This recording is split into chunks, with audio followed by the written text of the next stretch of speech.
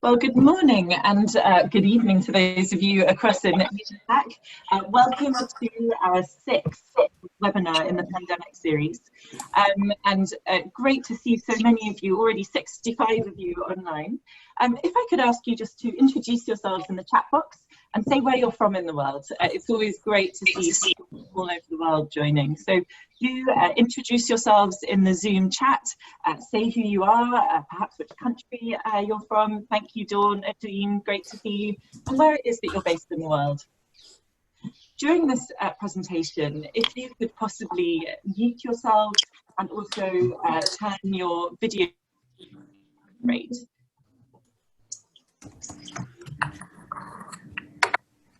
Good morning. Hi, Linda. Great to see you online. That's our founder, Professor Linda Grattan of London Business School. Sophie, great to have you joining us from London. Joanna from Poland. Great to have you from Poland. And Wendy from South Africa. Welcome, our South Africa contingent. John from Sweden. Sunny Bradford. Hi, Paul. Great to have you online. Hi, Cora. Nice to see you. I hope you're having a good time today. Then we have someone from Swansea, South Wales, Ian Rees. Another friend from South Africa, hi Reeve. Alana Cook in Northern Ireland, great to see such a range of people here. Then we have Siobhan, who's in London. I'm also in London, hi. Hi Sarah from Morocco. I hope you've got rather better weather than we've got here in the UK. It's been quite a grey few weeks. Good day, Louise from Melbourne. Lovely to have you online, Melbourne. And Jackie, also from Melbourne. Christina from Germany. I was born in Germany. It's a lovely place. Thanks for joining, Christina. Gianluca, an Italian living in London, one of many. And then we have Richard Powell from HSBC in London as well. Well, good morning, good morning. It's so good to have so many of you online. And I can see now that there are over 100 of us who've joined. So I think we'll get started. Please do continue to introduce yourselves into the chat box and make any comments or reflections indeed as we move through. Well, for those of you who don't know me, I'm Harriet Molyneaux, co-managing director of HSM with Emma Birchall, who I'll be introducing you to shortly. Of course, HSM is the research and advisory group focused on the future of work. If I could ask you all just to mute yourselves, please, that would be really helpful. We're the research and advisory group focused on the future of work, and we were founded by Professor Linda Grattan of London Business School. And we have Linda online listening in today. Hi, Linda.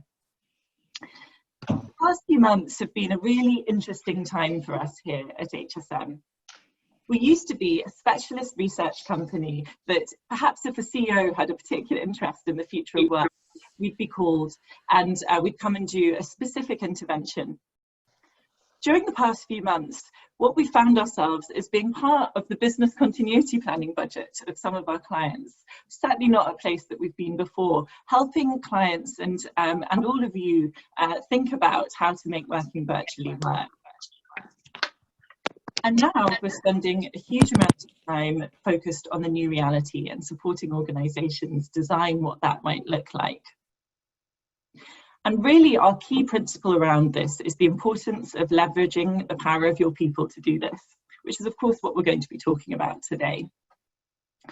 I have to say that in the 6 years I've worked at HSM, this time has been unprecedented in terms of the acceleration of future of work trends, such as digital transformation. Just think of the scale of digital transformation that's happened in your organisations, virtual working, and indeed an acceleration of new leadership styles. So with 10 years of research and IP behind us as an organisation, plus decades of thought leadership from our founder Linda, a professor of management practice at London Business School, what we're really focused on now is enabling you to take all of these future of work insights and turn them into tangible, meaningful actions within your organisations, something that I know is on the minds of many of you. So before we dive into our programme for today, let me just remind us all of the journey that we've been on so far. So we're at webinar number 6 of our pandemic series, and we've been running these right since the beginning of lockdown here in the UK. So where is it that we started? Well, as you can see on your screens now, where we started was with families, and Linda shared how it is that you can create boundary management within your homes. Perhaps if you have young kids or caring responsibilities, how is it that you effectively have transitions from work into home when everything's happening all in one space? The next thing that started to crop up during the pandemic was well-being. So what we found was, as our usual energy sources weren't there, perhaps playing tennis with your best friend on a Saturday morning, or maybe having the kids with a childminder while you managed to get some alone time, those weren't there. So we then did a webinar on well-being. Following that, the thing that you told us all that you were concerned about was collaboration. So we did a deep dive into collaboration, productivity, and the types of networks that we needed to be building up in order to really be creating value for our organisations. And what we found there was actually our close ties, so our teams, were actually pretty strong still, but those weak ties that support creativity, innovation, those were the networks that we were starting to lose during the pandemic. And following that, we looked at leadership. So leadership have actually predominantly come out pretty well from this pandemic, both anecdotally and from the surveys that you've been running in your organisations. Leadership have been considered to do pretty well. But of course, it's been a time of real strain for leadership as well. So we did a bit of a look into what that looked like. And then finally, in our most recent webinar, we looked at embracing new realities. And there we looked at a couple of examples of organisations that we've been working with to build the new reality. So what is it that we're doing today? Well, we're looking at co-creating the future with your people. Now, anyone on the call today who's worked with us will know that we truly believe you're best leveraging the power of your people for effective and lasting change. And I'm really delighted that we'll be discussing how we did this at Brit, the insurance provider, with Lorraine Denny, their Chief Engagement Officer, and my colleague Emma Birchall. So in terms of our agenda today, I'll shortly hand over to Emma to take us through the Brit programme, after which we'll bring Lorraine Denny into the conversation to share what this looked like in practical terms at Brit, because we know that practically how to apply these future of work insights is really what you're all interested in at the moment. And of course, we'll answer your questions. So here's a reminder again, any questions you have, please post them into the chat box at any point during the webinar, and we'll pick these up during the conversation and make sure they get answered. And with that, let me introduce Emma, my colleague. So Emma spent time on strategy teams at Accenture and Transport for London before finding her home here with us at HSM about 7 years ago, and has since been working with our founder, Linda Grattan, on building IP and advisory services for HSM. More recently, she and I have co-led the company with Linda through these interesting times. Emma, over to you. Thanks very much, Harriet, and I'm pleased to be joining you today from the HSM office, which is a real treat. So it's the second week that HSM has been back in the office, and it feels really great to have some of that change of scenery. So this is our home in Covent Garden. So as Harriet mentioned, I'm co-managing director of HSM, and my particular passion is around people-powered change, and that's why I'm so thrilled to be sharing with you today how HSM collaborated with Brit Insurance to future-proof ways of working in the business. So as many of you will know, Brit is part of Lloyd's of London, the group of insurers, and brings together a multidisciplinary team to help clients effectively mitigate their risks. And at the beginning of this year, Brit were exploring three really important questions. First, in an industry that's changing, how can we ensure our people have the right skills to succeed? For example, working in more agile teams, keeping up with the pace of technology change, making decisions in uncertainty. Second, how do we scale this in our business? What are the initiatives that will really land with our people, that people will really get behind and embrace? And third, how can we as a leadership team role model from the top that need to embrace new ways of working? So three questions that actually we were thinking about long before, well, a few weeks, we didn't realize at the time, but a few weeks before COVID-19 hit. But three questions that I think have become so much more important and relevant today. We know we're asking our teams to do very different things now than perhaps they did 6 months ago or a year ago, but are we really upskilling them to do that? We know that new ways of working are here to stay, and We've been talking about new ways of working for many years now, but I think this is the first time we've all really felt it in quite a sharp and personal way. And the question we hear a lot from leaders is, how do we role model this? How do we show our people that we are in this with them rather than just dictating from the top? To answer these questions, Brit teamed up with us here at HSM to create a future of work journey. This is a program to upskill 70 people, which is around 10% of Brit's employee population, in future ways of working, and to task those people with creating actions that would scale this in the business. So how did we get started? Well, the first thing we did with Brit is to identify what are those future skills and capabilities that we really need in our teams to enable high performance. And here you can see the 5 that we identified. And these were drawn together as a result of the 13 years of research we've done within HSM, the thought leadership of Linda Grattan, our CEO and founder, who's on the call, and thinking about what's happening in the insurance industry and in the wider working world at the moment. Which direction are we seeing the trends going in? And therefore, what do people need? What do we as an organisation need in terms of capabilities to really thrive? Now, some of these I'm sure are already on your radar, but let me point to a couple that became really important throughout the programme. One was healthy leader. And the question that we were looking at was, how often do we train people in how to maintain their health and well-being? We have programs and we perhaps have employee resources, but do we know what it looks like to design work in a way that promotes health and well-being, rather than just to design initiatives around work that support it? And do we know how to safeguard not only our own health and well-being, but the health and well-being of our team members, particularly for those in leadership or management positions? So we're really investigating that in a much more detailed way and in a very practical way. An active learner, another one that became really pertinent throughout the programme. How do we ensure that we're actively learning at every stage? And I think one of the more worrying stats that we've seen out of COVID-19 in the last 6 months is people reporting that actually active learning and development programs in organisations have contracted at a time when actually we need learning the most. But how do we make sure that we're learning the right things? And how do we know what makes learning effective for us as an individual and for us within our team? So taking really practical looks at each one of those points. We then took the group through 3 stages. And these 3 stages were exactly to answer those questions that I shared at the beginning. The first stage was around upskilling. We used diagnostics to identify the specific strengths and development areas of each member individually of the group. So everybody got their own personal benchmark of saying, this is where you're doing really well, and this is where you need to invest your effort. And I think it's a really important point to make here, is that as people look at what skills they need to be successful in a very different future, it can be overwhelming. When we even think of those 5 capabilities that we've just shared there, that's a lot to take on. We need some prioritization at the individual level to say, actually, here's what you need to focus on. We then did the same at the organizational level and said, throughout Brit, what is Brit really good at?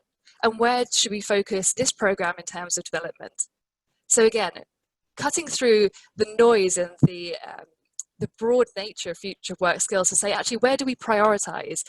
Especially when times, I think this is very relevant right now, when budgets are squeezed and times are hard, how do we really focus our investment on where it matters the most? And then based on those insights, we shared tailored microlearning to address each of those areas. So by the end of this first phase, we had a group of people who were confident on their knowledge of future ways of working and ready to take an informed view of what Brit could do to scale this in the organisation. And that informed view is really important. So many companies will, in the good intention of wanting to co-create the future with their employees, go out and ask people, perhaps in surveys or focus groups, what do you think are the skills we need to learn? What do you think we should be doing differently as part of that consultation process? But what Brit did really specifically here was to say, we're going to inform and upskill people first, and then when they are confident with their knowledge and informed, then we'll ask them for their opinion, because then they can take that confident step forward and know that actually they've got all the information they need to put their view forward. Second, co-create. We divided that group into 10 teams and ran a virtual hackathon session to find out what did they think would be the right initiatives and actions to take these things forward in the organisation and scale this throughout Brit. Each team had a mix of people from senior to entry levels in the organisation, and the group that took part in this whole programme were selected at random, which we'll talk to Lorraine about a bit more in the discussion session, because it's a really fascinating point. It wasn't aimed just at high performers or people on the leadership track. It was selected at random throughout the organisation. So each of these 10 teams worked very closely with the HSM team to pitch and refine an idea to present directly to the CEO, Matthew Wilson, and Chief Engagement Officer, Lorraine Denny.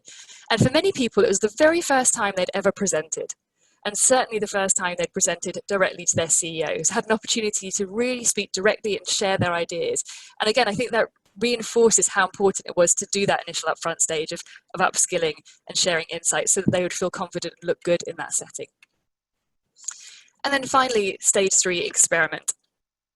Matthew and Lorraine did a really bold and exciting thing at the very beginning of this programme. They said to the study group, we will take forward at least one of the actions that you suggest.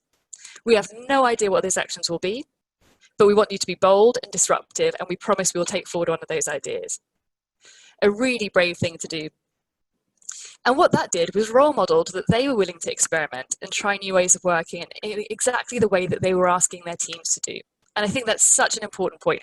Often we're asking our people to do very different things, to step outside of their comfort zone, embrace uncertainty, but we're not necessarily role modelling how we're doing that ourselves. I think there's no better way for Matthew and Lorraine to have done that within the organisation than to say, we trust you, come up with an idea and we're going to embrace it, we're going to run with it. So what did this programme achieve? What's different about Brit as a result? Well, first of all, we now have 10% of the population upskilled in critical areas who can now spread those throughout their teams and start demonstrating those new ways of working. And through our research and our experience here at HSM, we know that that's a really important factor for making change happen, is to have a few influencers in every part of the business who are starting to role model every day new ways of working and new ways of doing things. People quickly pick up on that in a way that's much more effective often than just reading corporate communications or going through a more rigid training program. The second is that the ideas that came out of this program were ideas that created future ways of working with Brit people rather than for Brit people. Another really important point.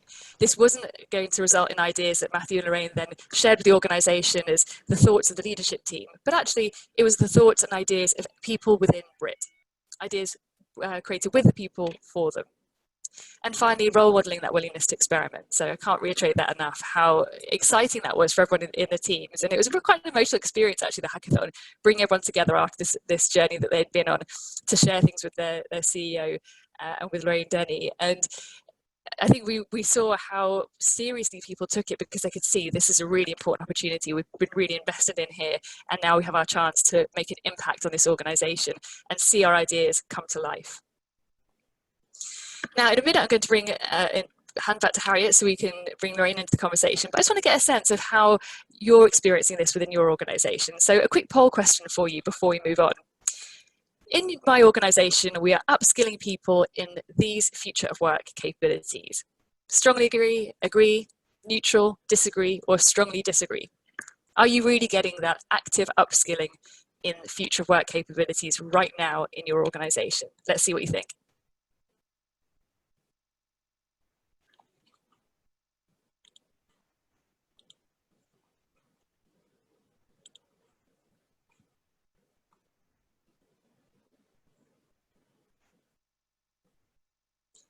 Okay, here we go. So some mixed results here. So 8% of you strongly agree.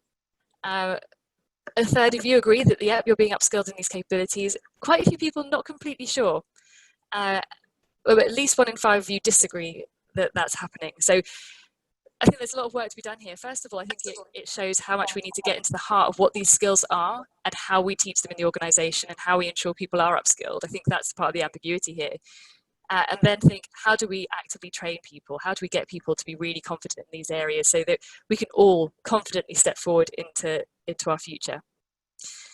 Well, thank you very much. With that, I'm going to hand over to Harriet to lead us in our discussion. Well, thank you so much, Emma, for taking us through some of the details of the programme, setting us well up for the next part of the conversation. So For this next part, Emma and our guest for today, Lorraine Denny, Chief Engagement Officer of Brit Insurance, will share more practical details about the programme, because again, we know that it's those practical details and experience of future of work insights that you're all looking for today. So I'm really delighted to introduce Lorraine to you all. Lorraine, if you could turn your video on and unmute yourself, and perhaps if you could kick us off with a little bit more about yourself and the company, and share with us why right now was the right time to do the programme. Yeah, absolutely. Hello, everybody, and thank you all very, very much for having me today. Just a very brief overview of Brit Insurance. Brit, just want to point out, does not stand for Brit or British. It's actually an amalgamation of a variety of different syndicate names which spell out the word BRIT. We're a leading global specialty insurer, mainly on the property and casualty side, and focused on underwriting complex risks. So it's not car insurance or house insurance. It might be satellites, it might be bloodstock, it might be large conglomerates, etc. So it's a very sort of strange type of insurance that we do, but over about 70 different products. We have offices in London, the US and Bermuda, so truly international organisation, and Singapore and Japan. And I think when we come on to that, that was also very key in making sure this project was 100% about the group and actually getting the group together as opposed to just being a London initiative.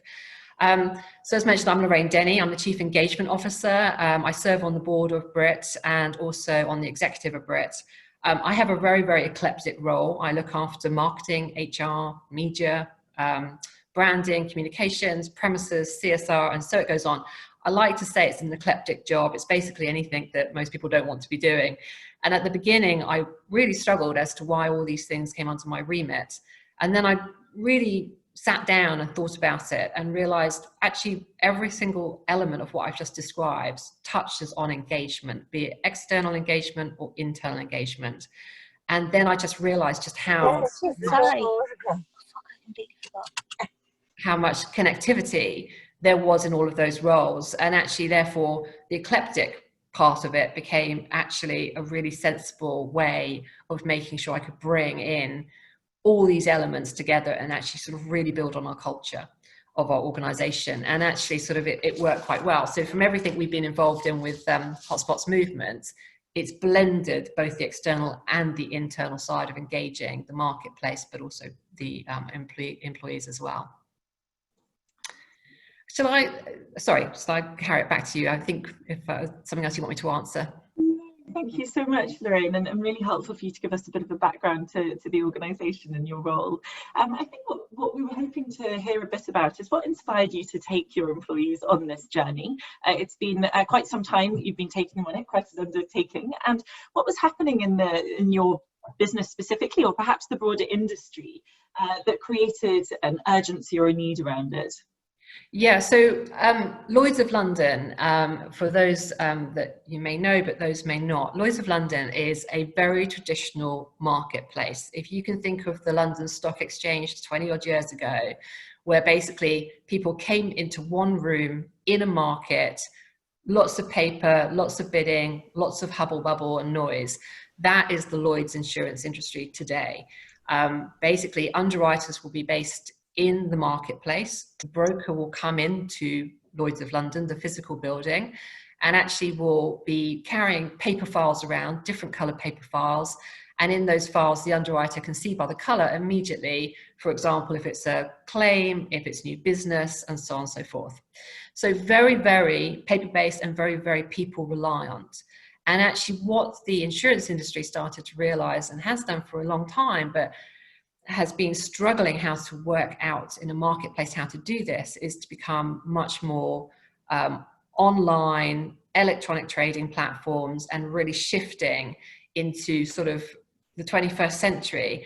As a result, we knew it was right, but actually I think from Brit's perspective, we were concerned we needed to be pushing this quicker and faster. And actually, if we were going to be successful, we needed to be ahead of what Lloyd's was trying to do in the first place. And so this came around to being a lot about how do we disrupt the industry, and therefore how do we disrupt what Brit is doing within the industry as well.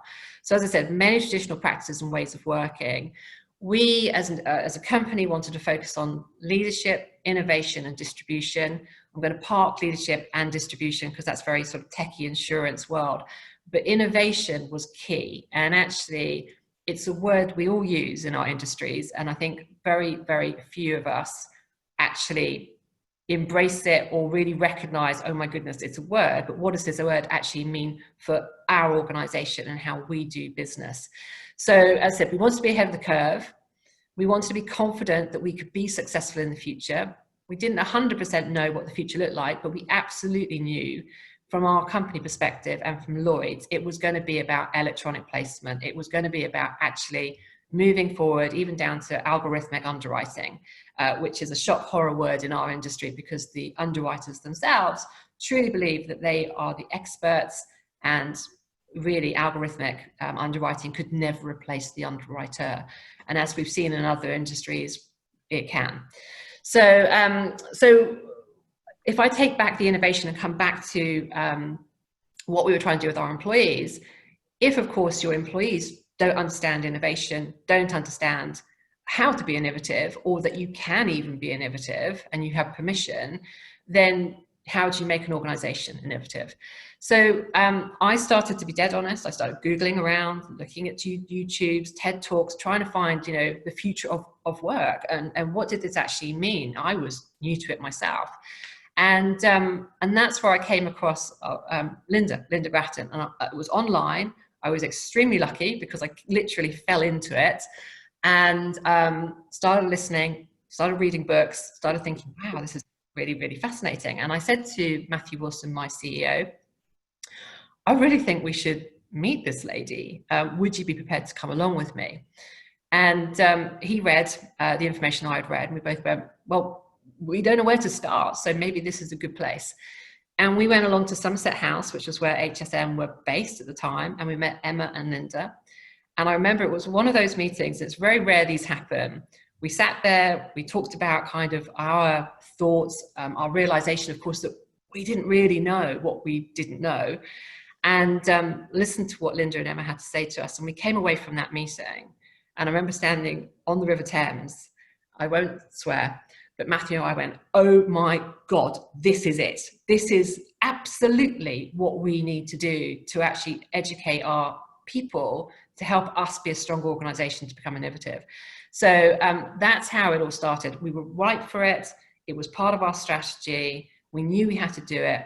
And we knew that Lloyd's of London, staying as it is, could not survive, will not survive going forward unless it changes to basically being an innovative environment.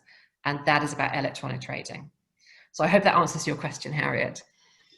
Perhaps I can add to that, Lorraine. I remember that meeting so well. It was like the stars aligned in our beautiful Somerset House office, and everything clicked. We thought, yes, this is exactly what we need to do here. And you mentioned the point around getting people to be innovative and thinking about those sorts of future of work skills and how broad it was. And I think that we really heard that from the team as they went through the program. What you were talking about in terms of the insurance industry changing, underwriting in particular being a focus of tech and AI. These are things that people on the program said, yes, we're hearing this too, and this is the first time we've had a chance to address this head on in a safe way. And I think that was one of the parts that I really remembered well from our launch workshop, which we had the delight of being able to do in person in London. And back in the days when people could meet in a location, can you imagine? And that really, I think, was always quite an emotional experience for a lot of people, because we're, of course, thinking of this every day, HSM and with Linda and so on, and you're thinking about it very much, and leaders are thinking about it. But we forget that people at every level are thinking about it in their own way, through headlines, and there are no shortage of headlines about financial services and tech disruption. That there needs to be some catharsis, some way in which people say, oh, thank God, I can talk about this and digest what it might mean for me and have some feeling of autonomy. So yeah, definitely really resonated there. Thank you for that. And I think the emotional side of our response to these future of work trends, which you've mentioned a couple of times already, is a really important one. So ultimately, the way that we work is we will have an emotional, behavioural and a cognitive response to our physical environment and our virtual environment. And it's certainly something that we notice a lot in the work that we do. And perhaps on that topic then, Lorraine, since the programme started, shortly after it started, of course, COVID-19 hit us. And really what I was hoping to understand from you is a little bit around what impact has that had on the way that your people work? Yeah, fascinating. And I would imagine we've all got some incredibly common stories and how this has happened and how it's taken place. And as Emma said, you know, we had the pleasure at the beginning, one time only, that we brought all these people together into a room. We had an event, and then we had a dinner, and these 70 people, most of them had never met each other before. They were coming over from Bermuda, from America, obviously from London. And so it was a meet and greet. And thank goodness we had that, because that was our one chance. And then immediately we went into lockdown. What was fascinating is I don't think any of us knew how this was going to work. And equally, as I mentioned, the Lloyd's of London platform is human to human, paper to paper. And incredibly, they had introduced a platform called PPL, which is a product placement platform. That meant, whereas before we'd all rebelled against it to not use it, we all had to use it because it was the only way that Lloyd's could trade during lockdown. So suddenly that came in place. And then from Brit's perspective, you know, we, I think there's luck in this. I'd love to say there was some planning, but more luck. We had rolled out laptops to everybody probably something like a month beforehand, and we'd done a test at home to see if everyone could log in and not collapse the system. And then suddenly 4 weeks later, we were all working at home. And I have to say, we were incredibly fortunate. It has worked super, super well for us. We have managed to do an awful lot of education and training online anyway, but equally this whole session, this whole future of work session has absolutely demonstrated to us that you can do this online as much as you can do it person to person. And I'm not even sure, apart from a celebratory dinner that I would have loved to have done at the end, if it would have caused any damage or harm doing the whole thing online. There's always a benefit of people to people, but actually it worked really well. So sort of, you know, the digital transformation, obviously really high on our agenda. The trading platforms, it was just so incredible to watch how quickly everybody at Lloyd's, the brokers, the underwriters, our company, adapted to that change. And this is going to absolutely change the industry forever. And I think sort of, it couldn't have been more perfect timing almost. COVID, dreadful thing for sure. But actually, I think from actually the chance to upskill our organization, that 10% in these competencies, in this environment, just has stretched us even further to be adaptable to innovation, which is really been impressive. And as Emma was talking about earlier, their new skills and competencies, looking at kind of where they are as individuals on an innovative scale and where they felt the organization was from an innovative scale, has really helped us accelerate a number of things that we have been able to do with them during this lockdown time. So people now, we've just opened the office back up, so people have been able to go back in from Monday. But we are going to be working from home. We've introduced that sort of flexible working model. And I think that people have just understood now that you can work in extreme circumstances very, very successfully. I think that, of course, COVID has been tough for organisations individually, personally, but that ability to actually learn from the lessons that we have learned during this time and to seek the opportunity where there is opportunity is something that I know many of the people online who've joined us today are hoping to do. So it's really useful to hear about that from you, Lorraine, and particularly in such a traditional sector, as you say. The next question I wanted to ask you, and Emma's already referenced this, is your group that you had going through the programme. So I have been part of programmes in previous employers or run programmes with clients, and normally you have a very specific target group, and it's often your high potentials or a specific department that are being used. So yours was random. I wonder if you can tell us a little bit more about that, the thinking behind it, and perhaps some of the impact or outcomes that you had as a result. Definitely. I was fed up, I suppose, and on behalf of others, about how much we lent on a small group of people all the time. You know, serious heavy projects. We've been public, private, 5 times over 6 years, which was a bit stressful, but we always went to the same safety net of people who were excellent, but they were doing extra stuff on the side of their desks, and that's not fair on them, and it's certainly not fair on others who are just as capable and should be sharing the opportunity. And to be fair, this was an experiment. So why experiment with people that you already kind of know, that if you give them a task, they can do something? But also, why are those people the people who are going to be the most innovative? I don't know. So,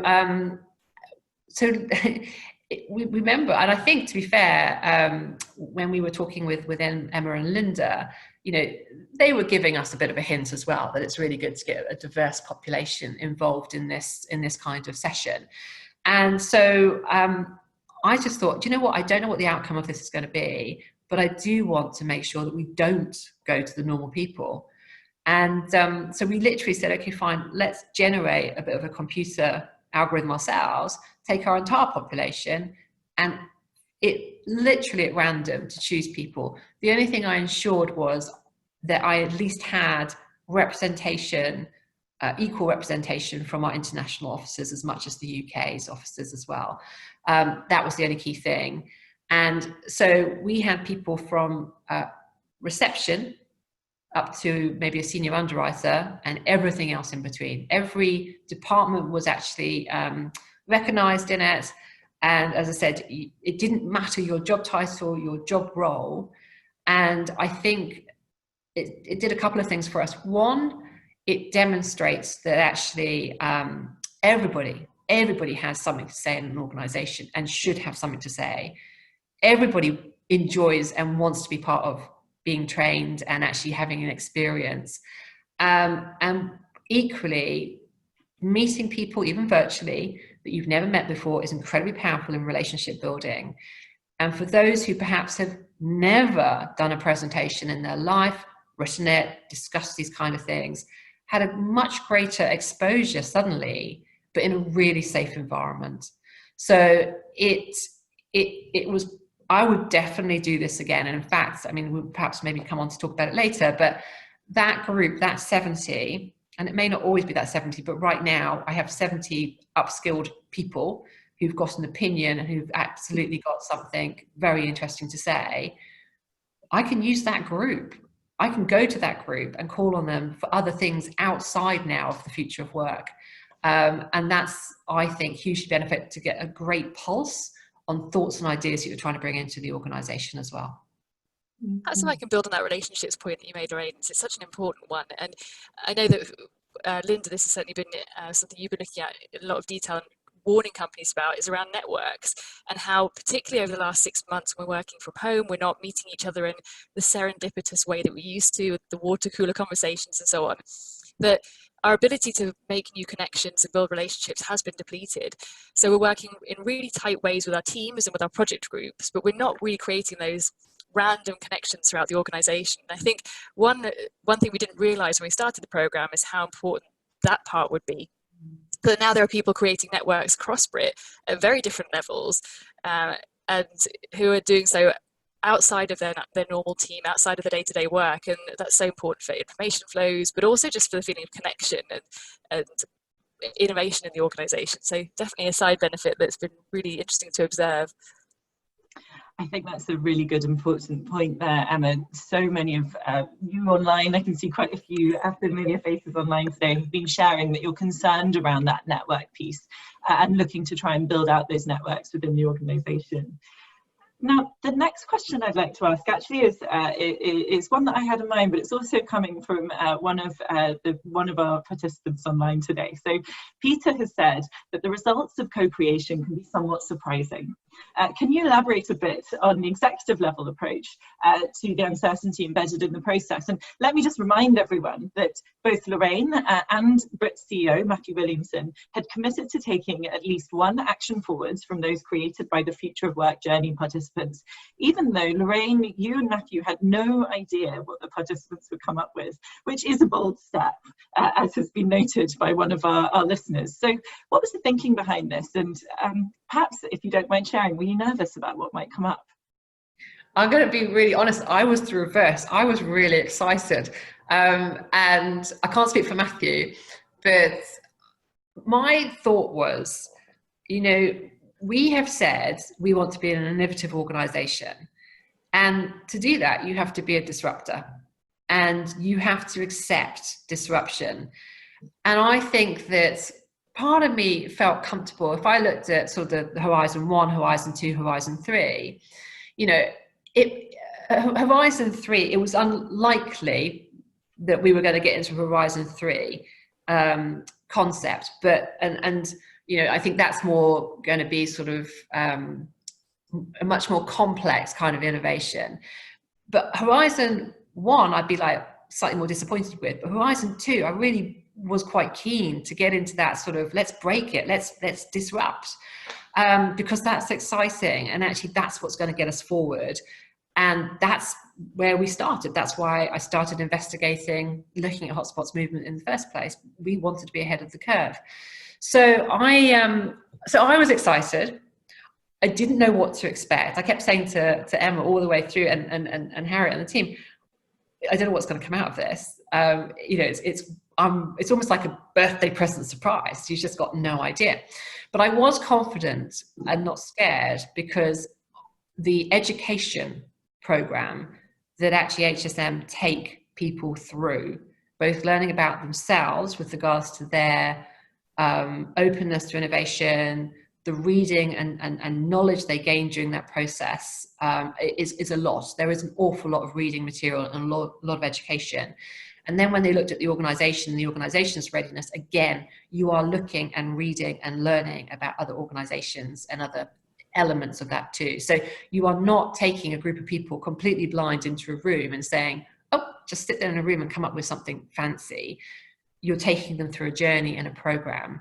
And as a result, it's free thinking, but with education sitting behind it. So again, I felt quite confident that we would be getting something sensible out of it.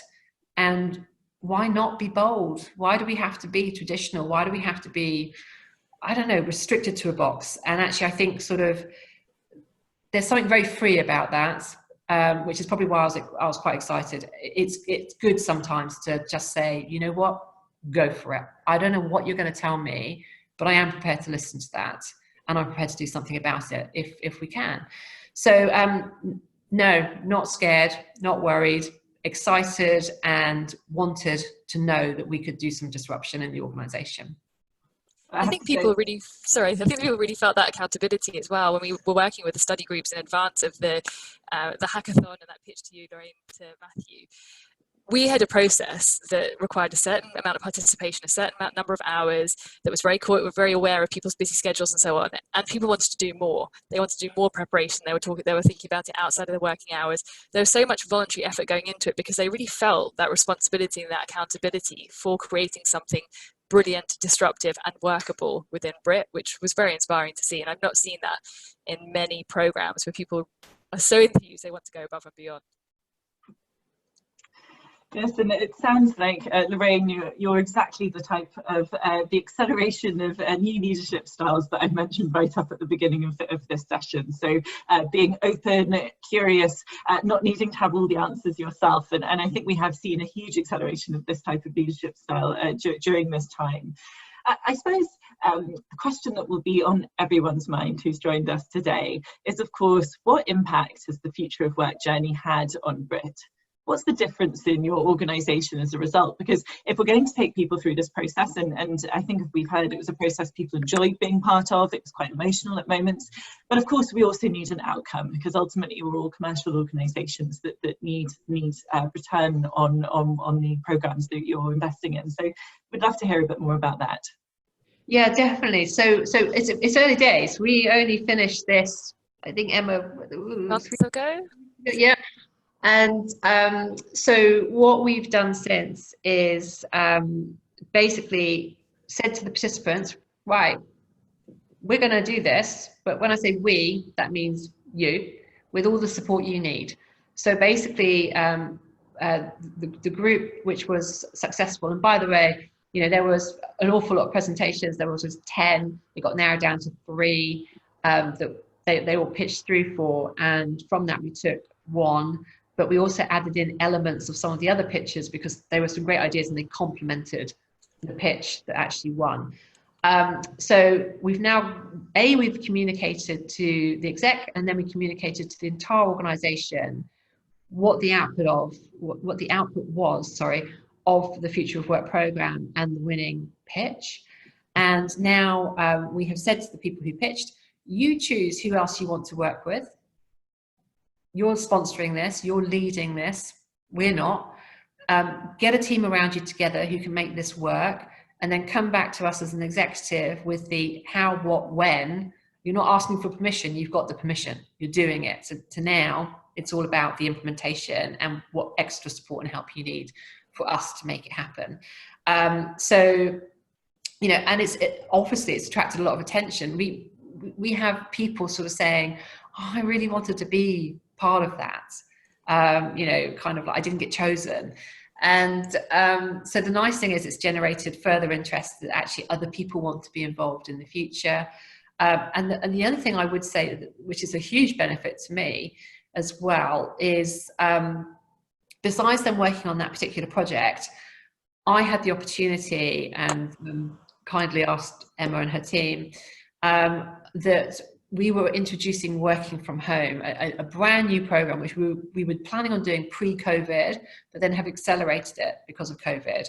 And I mentioned this earlier, but I actually took the chance to go out to that group of 70 and also say to them, please will you take a look at this program and actually tell me your thoughts, tell me what is right, good, bad, and different, because I'd like you to have an input into this before I roll it out across the entire organization. And you know, I got 10% of the population telling me what they thought of a program, and we have implemented that program. And I was able to go to the rest of the organization saying, look, you know, this has been tried, tested, and reviewed by 10% of the population who think this is going to work, which was also very, very powerful. So it's had a huge impact. I think, as I said, it's given us a group of individuals now, a wide group who feel empowered to actually pass opinion, feel they have the knowledge as well to be able to impart some wisdom, and have got some great collaboration going on across the organisation, because now they know 70 people that they probably didn't know beforehand, irrespective of level or pay grade. I think that's a really interesting point, that one around having a group of individuals who perhaps aren't leadership, maybe aren't your people and organisation team, but a diverse group of individuals across the organisation to sense check ideas with. And that's that group of influencers that Emma referenced earlier on within the business. Within the session. I've got a question here from Richard Powell. So he says, Lorraine, a couple of questions perhaps. He wondered how you assessed that skills gap within the organisation, and then said, and I think this is a really interesting one, particularly in today's times, how did you get started without colleagues thinking there was a hidden agenda? The assessing the skills gap, I suppose, is a bit of a difficult one. Well, not difficult, easy. We hadn't done any education around innovation. We do an awful lot of training and education, but how to train someone to be innovative or innovative thinking, it was something that I just hadn't sort of thought about or even got involved in. That was the catalyst of actually starting this off. And can you just repeat the last part of the question? Sorry. Yes, so how is it that you started this programme without people feeling like perhaps there's a hidden agenda? So we recently ran a programme, actually, and this is public knowledge because we did an externally facing report, but within Capita looking at responsible automation. Of course, we know whenever we do any kind of skills assessment within an organisation, something that can be on the minds of people is my job at risk? Does this actually mean I have a future within this organisation? So I think that was an interesting point from Richard there, and one that I know that many organisations are trying to navigate at the moment. Yeah, and definitely from a very broad scale, a conversation we've been having in the organisation probably for about 18 months, because as I mentioned, Lloyd's of London is really having to move into the 21st century, and that sends fear, in particular through the underwriters, more so than other areas. The hidden agenda, Matthew, our CEO, we have stood up a lot in front of our staff at town halls in the days where you could do it physically, and said, we are not, and we're talking about algorithms, and we're talking about going into sort of the AI side of underwriting. We are not trying to make you all a data scientist or all a robot. The human factor is still very key and important to us as an organisation and as an industry. But we have to embrace technology to be able to move ourselves forward. So we've very publicly said, you know, the more you learn, the more you re-educate, and I'm probably going to go into sort of Linda's real territory now. And we've actually had Emma and Linda talk to our people too about all of this. Then the better equipped you are going to be for the future. And that's not something to fear. That's how the world is changing and how the world is moving forward. So we were just open about it, open, honest, and actually, you know, explaining to people this is the future is changing. Adapt with that future, you know, change your own stars within that future, and that's for benefit of everybody, and actually hopefully can be quite interesting, exciting, you know, rather than just constantly working in the same box. Thank you for that, Lorraine. And I think what you've just shared there is exactly what was echoed by Siobhan in the comments box that says, this sounds like the creation of psychological safety. Great insights. Thanks so much, Lorraine. I've got one final point that actually perhaps is aimed at both of you, which is from Casey Brown, that says, I like the approach. What type of diagnostics did you use in the upskill? And was the microlearning off the shelf, or did you create this? So perhaps, Emma, maybe I'll send that in your direction first, and then Lorraine, you might have some further thoughts on it. Great, thank you, Harriet, and thanks for the question. So yes, we used two different diagnostics that are both HSM created. The first one was around individuals and was asking a series of questions that basically got to the heart of, are people actually developing these skills in their day-to-day work? Because we know that's what's really important. And particularly when we talk about things like innovation that seems so big and so unmanageable and glamorous, actually we do it every day in our work. And when you ask questions that get to the heart of just what are the almost micro behaviors, the mini actions that people do every day, that's how you can assess, are they really progressing in this skill, or is this skill going to become latent or underdeveloped over time? So that's how we looked at it in the individual setting. And we had a parallel diagnostic that looked at it in the organisational setting that asked a similar set of questions, but really getting to the heart of what happens in this organisation. What does day-to-day look like across the day-to-day life look like across this organisation, different regions, different parts of different teams? Because of course, insurance is one of the most diverse industries in terms of the kinds of skill sets you see people holding. It's a really broad set.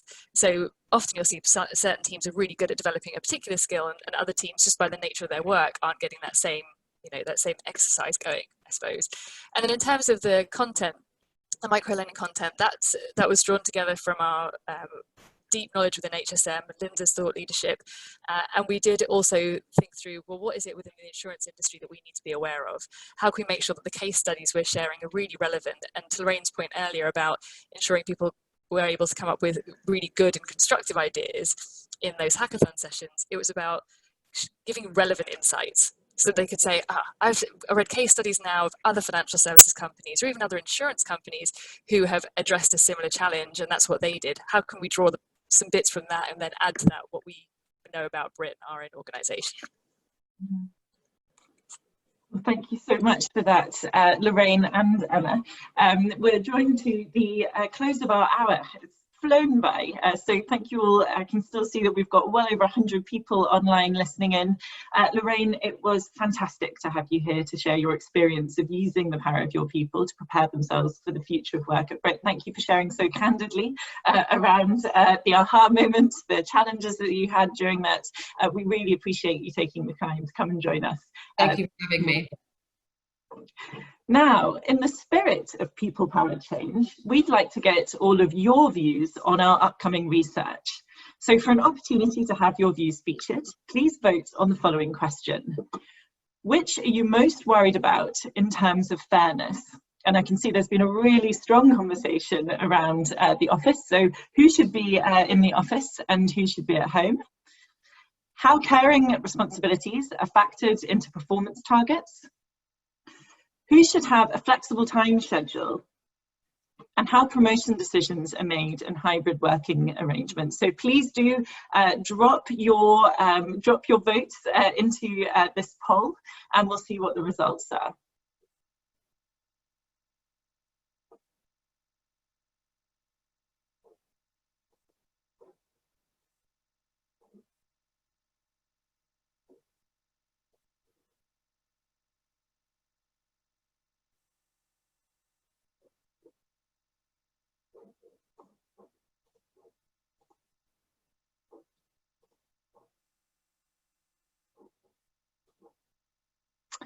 And we've got some quite mixed results. So you are concerned about who should be in the office and who should be at home. And we've had some really interesting conversations in the chat session around it should really be about what do you need to be in the office for rather than who's choosing to be at home.